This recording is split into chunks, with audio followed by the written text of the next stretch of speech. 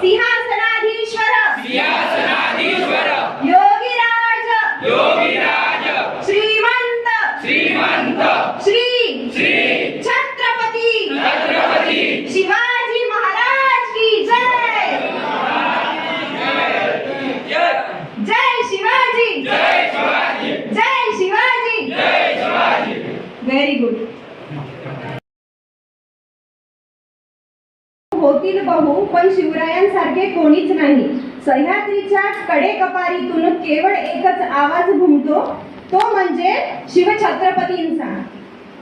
ना शिवशंकर ना कैलासपती ना लंबोदर तो ना गणपती, नतमस्तक तया चरणी जाने केली स्वराज्य निर्मिती, जाने केली स्वराज्य निर्मिती।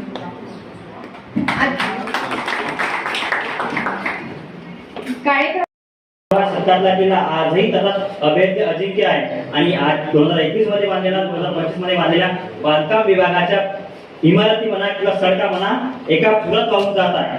म्हणजे ही त्यांची दूरदृष्टी। वारसदार म्हणून आज जगत आहोत। कदाचित शिवाजी महाराज नसते तर आजचा इतिहास आजचं चित्र काही वेगळं असतं। एक सामान्य पुरुषापासून महिलांपासून त्यांनी म्हणजे सामान्य व्यक्तीच्या जीवनात आमूलाग्र बदल त्यावेळेस त्यांनी घडवले। ब्रिटिशांची लढा देणं असो, आदिलशाही निजामशाही, म्हणजे त्यांनी जीवनाच्या प्रत्येक टप्प्यावर संकटांना सामोरे गेले आणि त्यातून एक यशस्वी स्वराज्य निर्माण केलं आणि ते स्वराज्य चिरकालांतर टिकत राहील याची शाश्वत व्यवस्था करून त्यांनी त्यावेळेस ठेवली होती। आणि त्या शिवाजी महाराजांच्या कर्तव्याचा उजाळा, कार्याचा उजाळा देण्यासाठी आपण सर्वजण जमलो आहोत। आणि त्याच अनुषंगाने ज्या आपल्या स्पर्धा होत्या, पोवाडा, गीत गायन, वक्तृत्व स्पर्धा आणि महाराजांवरील कविता, या प्रत्येकाला सहभाग घेऊन आपल्यामध्ये जे कला आहे, जे कौशल्य आहे ते या माध्यमातून सादर करायचं आहे। छत्रपती शिवाजी महाराज हे कोण्या प्रदेशाचे किंवा धर्माचे नव्हते, ते सर्वांचे होते। राज्याभिषेक या विषयावर थोडक्यात माहिती सांगणार आहे। 7 जून 1674 सिंहासन गर्जनाला करत एक मराठी मावळ्याने राजा म्हणून नव्हे तर छत्रपती म्हणून संपूर्ण हिंदवी स्वराज्य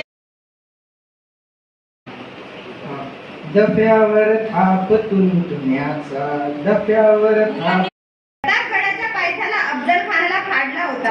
पुण्यात शाहिस्त खानाला कुर्ता कोंडला होता। पुरंदराच्या पायथ्याला मिर्जाशी चातुर्याने लढला होता।